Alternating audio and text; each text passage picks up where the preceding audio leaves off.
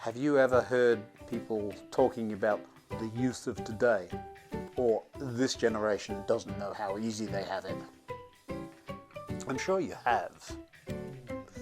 You might even have wondered how your children or grandchildren will ever survive in the world these days, especially the way things are going. And if you're too young for all that, you may just wonder, well, why do adults think they have a jump on life when they can't even get their phones to connect to the internet? That's a very Eeyore kind of way of looking at things though, isn't it? Now, I've often compared people to the characters in the Winnie the Pooh stories, but Eeyore? However cuddly and part of the team, he's hardly the one you really want to be compared to, is he? Well, my name is Ian Currey, and this is another episode of Thinking Out Loud. I sometimes wonder, with all that's going on over the past couple of years especially, how on earth our boys will ever survive in the big wide world. But that's a very parenty thing to think, isn't it? I'm sure it's about as close to Eeyore as I ever get. But looking back, things just seem so different back then. Come on, let me tell you what I think.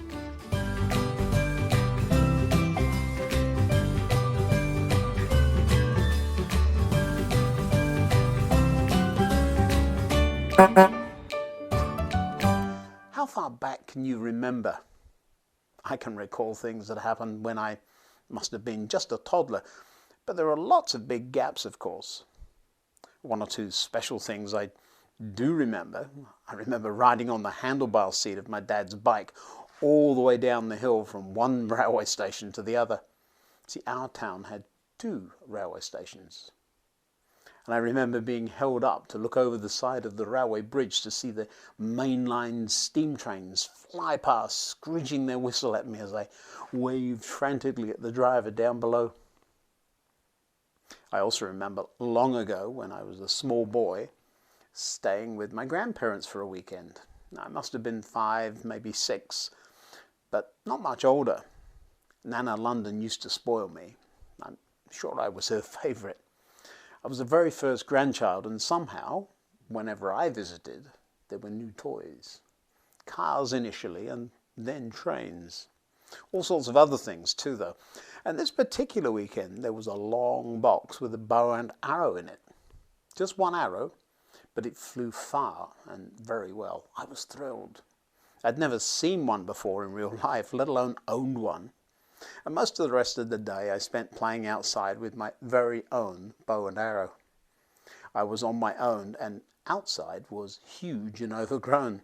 The houses in this street were destroyed during the war, and really not much had been done to renovate anything other than plonk a few prefabs along the side of the road.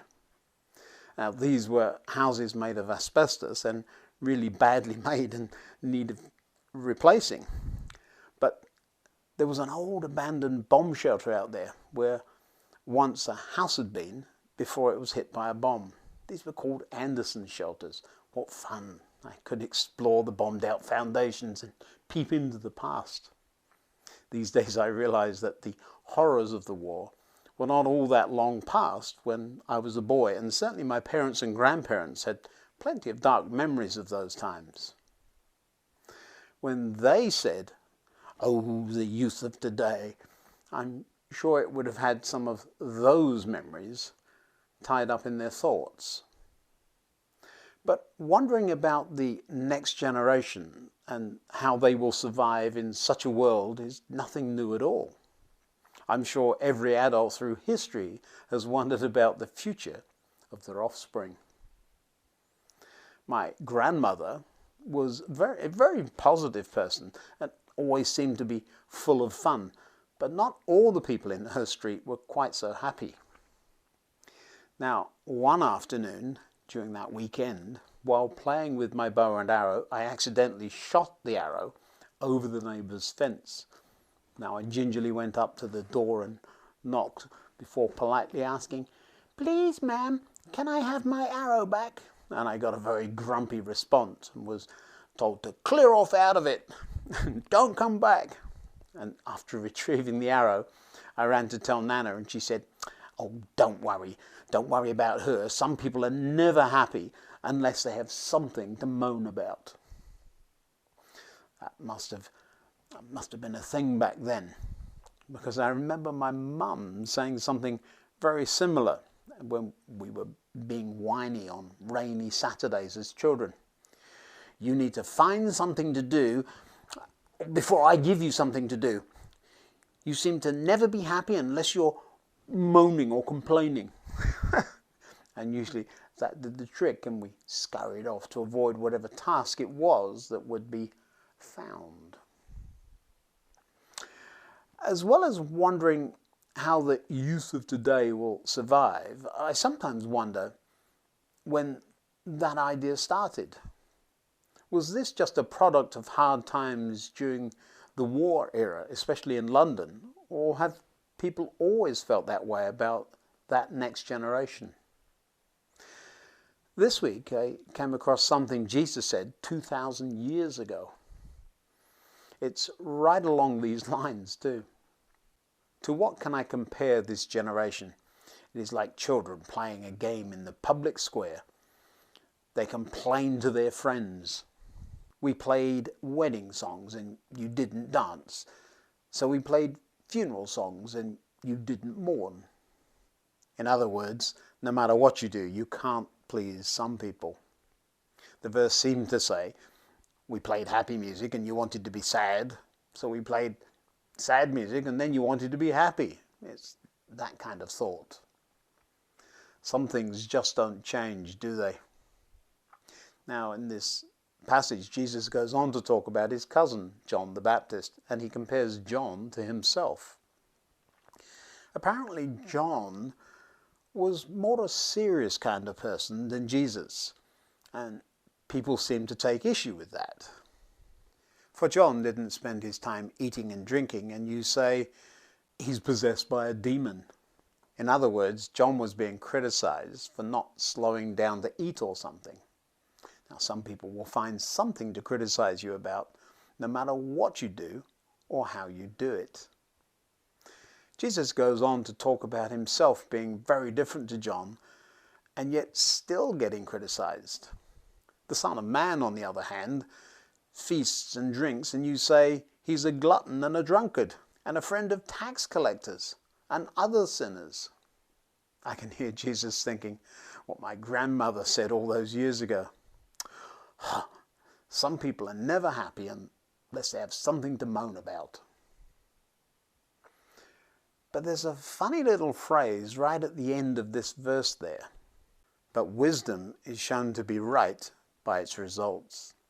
Sometimes I've found that while I'm being criticized, either for being too this or too that, sometimes you talk too much, and other times, well, you could have said something. Or perhaps when I get a comment about these videos, it might say, "I wish you would go deeper and not be so superficial and glib." Well, there's a good word, isn't it? Glib. While another comment might say, "Ooh, too deep for me." Sometimes you just can't win, can you? But that phrase there, wisdom is shown to be right by its results, is a sort of endorsement of doing the right thing for the right reasons, first time, every time. Wisdom. No matter what people think or say, far from thinking, "I just can't win," have you ever wondered if listening to Jesus saying, "Well done," might be more important than listening to all that chatter that goes on around us? Jesus getting called a glutton and a drunkard is laughable, but it happened. His wisdom and consistent way of saying and doing the right thing over and over again just made those grumpy accusers seem so much less credible all these years later. What do you do when you feel like no matter what you do, you're going to get criticized? Do you try to do the right thing no matter what and ignore the foolish comments you might gather along the way, or do you sometimes snap back with a smart-mouthed comment? I know I'm tempted to do that sometimes. Now, if you've enjoyed these videos, please click subscribe, and more importantly, the share button, and share the link with your friends so that they can enjoy them too. Until next time, goodbye.